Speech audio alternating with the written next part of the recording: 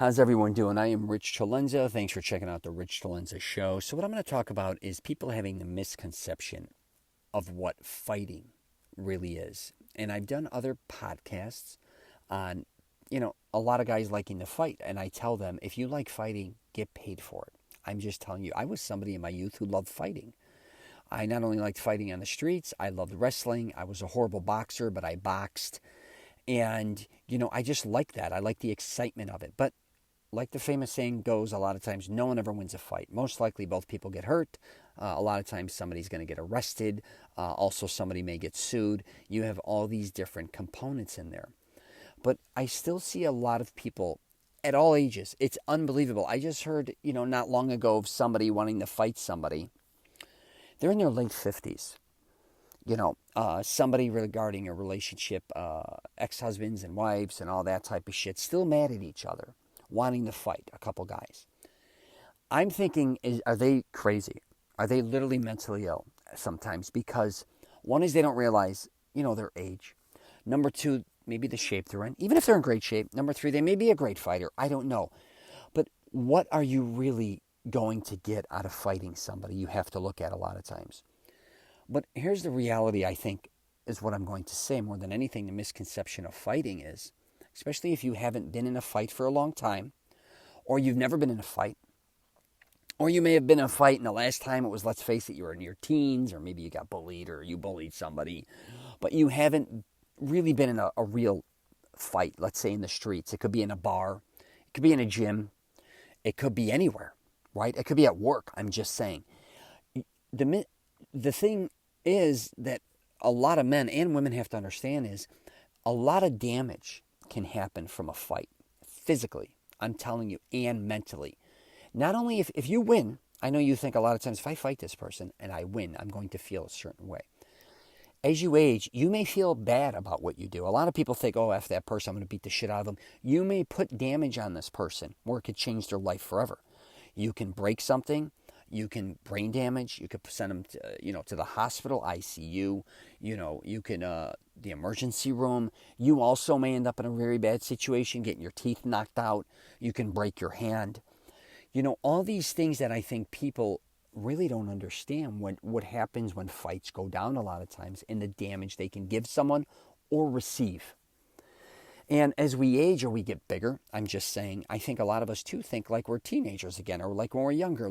But you got to understand, the power we had back then is minuscule compared to the power you have as a man or a woman as you get older. And even, I think too, a lot of women, or men, but I should say a lot of women don't realize how much damage they can put on a man too, even though maybe the guy's a lot bigger, maybe a lot stronger. But if they use a weapon or you hit somebody, I don't care if it's a woman punching whoever in the face, in the nose, you could break their nose. You poke their eyes out. You could scratch their eyes, their retina or whatever. You could kick them in the balls, right? I'm just saying, don't underestimate, basically, too, what, if you're going to talk shit, and I talk a lot about this with people, if you're somebody who's out there talking shit that's really not a good fighter, or you may think you're a good fighter, but you're kind of starting shit a lot of times or looking for trouble, I'm just going to tell you, most likely, regardless how tough you are, unless maybe you're a jiu-jitsu black belt or maybe you're a real badass. If you're a real badass, most likely you don't have to prove you're a real badass. I can assure you. People will know, and you know, and most dudes I know that are badass are not walking around looking for problems for the most part. But if you are somebody out there who thinks you're a badass, who likes to get in these fights, your day's going to come eventually. I'm going to tell you right now, you will, and I talk about it a lot of times, you're going to run across the wrong person at the wrong time. And when that happens, when the two of you meet, something can happen to you, catastrophic. I've seen this throughout my life many times. I've seen friends get stabbed and killed. Even if you can physically beat them with your hands, again, you get stabbed, you could get shot, you may get jumped by 3 or 4 guys. Who knows what can happen? Not only that, you may start trouble down the line for even your family members or friends where you attack somebody, then they come back after you, or maybe a family member, or you get other things start getting intertwined with all of this nonsense, and you really have to look at the end of the day. What does fighting really solve? What does a lot of it solve? I think it's obviously more ego than it is anything else for a lot of people.